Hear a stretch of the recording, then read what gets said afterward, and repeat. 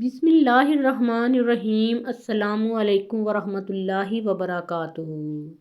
حضرت سلمان فارسی رضی اللہ تعالیٰ عنہ حضور صلی اللہ علیہ وآلہ وسلم کے عظیم صحابیوں میں شمار ہوتے ہیں۔ آپ کی زندگی کئی لحاظ سے بہت خاص اور سبق آموز ہے۔ آپ فارس یعنی ایران کے علاقے اصفہان کے رہنے والے تھے۔ پہلے مجوسی یعنی آتش پرست تھے، پھر نصرانی یعنی عیسائی ہوئے۔ مختلف شہروں اور مذہبی راہبوں کے پاس گئے تاکہ سچا دین جان سکیں۔ آخر کار مدینہ منورہ پہنچے، جہاں حضور اکرم صلی اللہ علیہ وآلہ وسلم سے ملاقات کی اور اسلام قبول کیا۔ اسلام قبول کرنے سے قبل وہ ایک یہودی کے غلام تھے۔ جب وہ مسلمان ہوئے تو حضور اکرم صلی اللہ علیہ وآلہ وسلم نے مسلمانوں سے مدد لے کر ان کو آزاد کروایا۔ غزوہ خندق میں خندق کھودنے کا مشورہ حضرت سلمان فارسی رضی اللہ تعالیٰ عنہ نے دیا تھا، جو کہ عربوں میں ایک نیا طریقہ تھا۔ حضور اکرم صلی اللہ علیہ وآلہ وسلم نے ان کے مشورے پر عمل کیا اور خندق کھود کر مدینہ منورہ کو بچایا گیا۔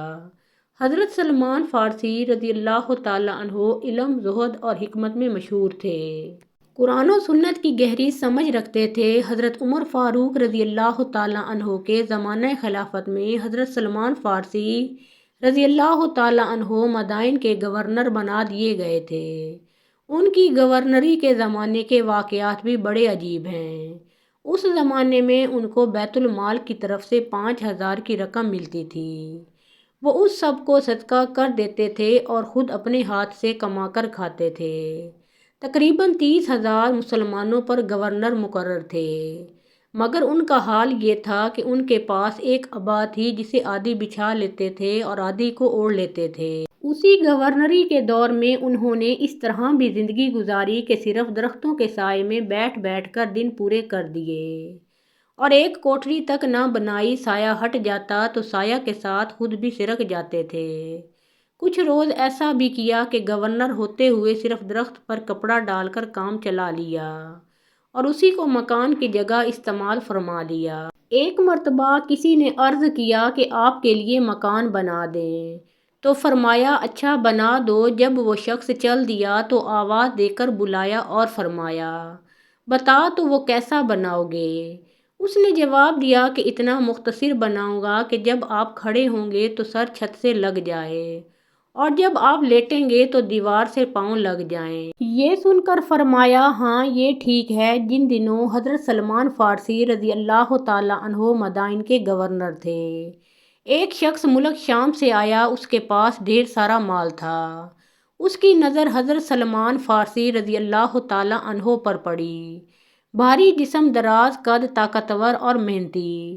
اس نے سوچا کہ یہ کلی ہے، انہیں بلا کر کہا کہ یہ سامان اٹھا کر میرے ساتھ چلو۔ حضرت سلمان فارسی رضی اللہ تعالیٰ عنہ نے اس شخص کا سامان اٹھانے میں کچھ بھی آر محسوس نہیں کی۔ سامان اٹھائے ہوئے جا رہے تھے، چند افراد نے آگے بڑھ کر کہا جناب گورنر صاحب ہم یہ سامان اٹھا لیتے ہیں۔ سامان کے مالک نے انہیں گورنر کے لقب کے ساتھ پکارتے ہوئے سنا تو وہ حیران رہ گیا۔ ایک شخص سے پوچھا کہ یہ کون ہے تو اس نے کہا کہ یہ گورنر ہیں۔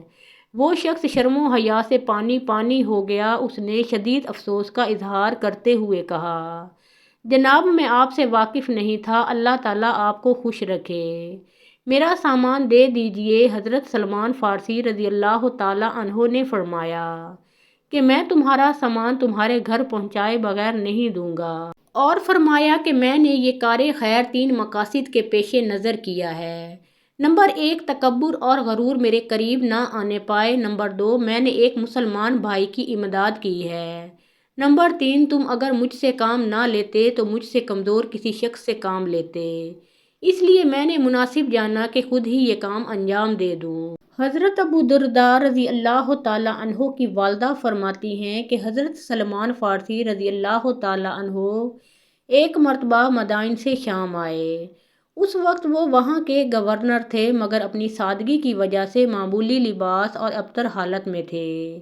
ان سے کہا گیا کہ آپ نے اپنے آپ کو اس قدر ابتر کیوں بنا رکھا ہے؟ تو فرمایا آرام و راحت تو صرف آخرت کے لیے ہے۔ حضرت سلمان فارسی رضی اللہ تعالیٰ عنہ فرماتے تھے کہ مجھے 3 آدمیوں پر بڑا تعجب ہوتا ہے۔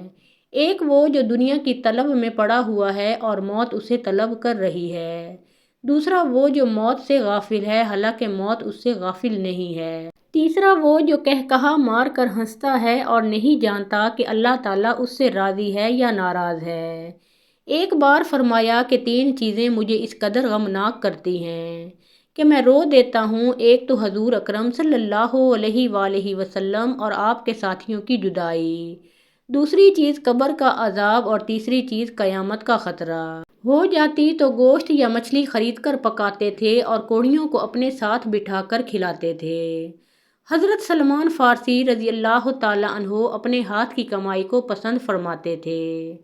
نعمان بن حمید کا بیان ہے کہ میں اپنے ماموں کے ساتھ حضرت سلمان فارسی رضی اللہ تعالیٰ عنہ کی خدمت میں حاضر ہوا۔ اس وقت وہ مدائن کے گورنر تھے۔ جب ان سے ملے تو دیکھا کہ کھجور کی ٹوکریاں وغیرہ بنا رہے ہیں۔ اس ملاقات میں اپنے اس عمل کے متعلق فرمایا کہ میں 1 درہم میں کھجور کی ٹہنیاں خریدتا ہوں اور اس کی چیزیں بنا کر 3 درہم میں فروخت کر دیتا ہوں۔ ان 3 میں سے 1 درہم کی پھر ٹہنیاں خرید لیتا ہوں اور 1 درہم گھر والوں پر خرچ کر دیتا ہوں اور بقیہ 1 درہم کوڑیوں پر خرچ کرتا ہوں۔ مجھے یہ عمل اس قدر محبوب ہے کہ امیر المومنین عمر بن خطاب بھی منع کریں گے تو نہ مانوں گا۔ آپ کو معلوم ہے نا کہ حضرت سلمان فارسی رضی اللہ تعالیٰ عنہ مجوسی النسل تھے، لیکن اسلام نے ان کو کیا سے کیا بنا دیا۔ ایک بار ایک شخص حضرت سلمان فارسی رضی اللہ تعالیٰ عنہ کے یہاں گیا، دیکھا کہ وہ بیٹھے آٹا گوندھ رہے ہیں۔ پوچھا خادم کہاں ہے تو فرمایا کام سے بھیجا ہے۔ مجھ کو یہ اچھا نہیں معلوم ہوتا کہ اس پر 2 کاموں کا بوجھ ڈالوں۔ اس غیر معمولی سادگی کی وجہ سے لوگوں کو اکثر آپ کے مزدور ہونے کا دھوکہ ہوتا۔ حضرت انس رضی اللہ تعالیٰ عنہ سے مروی ہے کہ حضرت سلمان فارسی رضی اللہ تعالیٰ عنہ بیمار تھے۔ حضرت سعد ان کی عیادت کے لیے گئے تو انہیں روتے اور گریہ وزاری کرتے پایا۔ پس حضرت سعد رضی اللہ تعالیٰ عنہ نے حضرت سلمان فارسی رضی اللہ تعالیٰ عنہ سے پوچھا، اے میرے بھائی تمہیں کس چیز نے رونے پر مجبور کیا ہے؟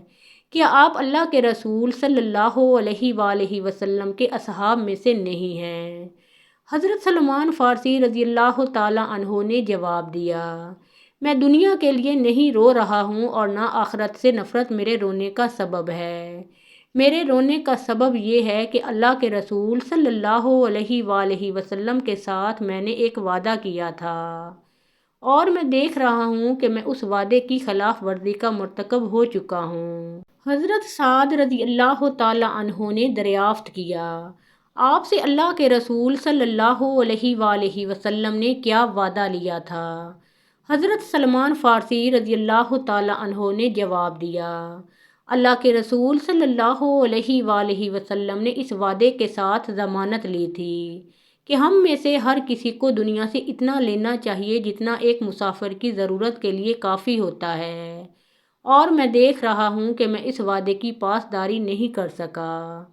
اور سعد رضی اللہ تعالیٰ عنہ تمہارے لیے نصیحت یہ ہے کہ جب تم حاکم بنو تو اللہ سے ڈرتے ہوئے فیصلہ کرو، اور جب قاسم بنو تو تقسیم کرتے وقت عدل کا دامن مت چھوڑو، اور جب تمہیں کوئی ذمہ داری سونپی جائے تو اسے پوری توجہ سے ادا کرو۔ حضرت ثابت رضی اللہ تعالیٰ عنہ کہتے ہیں کہ میں نے سنا کہ آپ نے وفات کے وقت صرف 24 درہم ترکہ میں چھوڑے۔ ایک حدیث میں آتا ہے جنت 4 آدمیوں کی مشتاق ہے، اور وہ حضرت علی، حضرت عمار، حضرت سلمان فارسی اور حضرت مقداد رضی اللہ تعالیٰ عنہم ہیں۔ محترم ناظرین، ویڈیو پسند آئی ہو تو لائک اور شیئر کیجیے اور کامنٹ سیکشن میں پیارے آقا محمد مصطفیٰ صلی اللہ علیہ وآلہ وسلم کا پیارا نام ایک بار ضرور لکھیے۔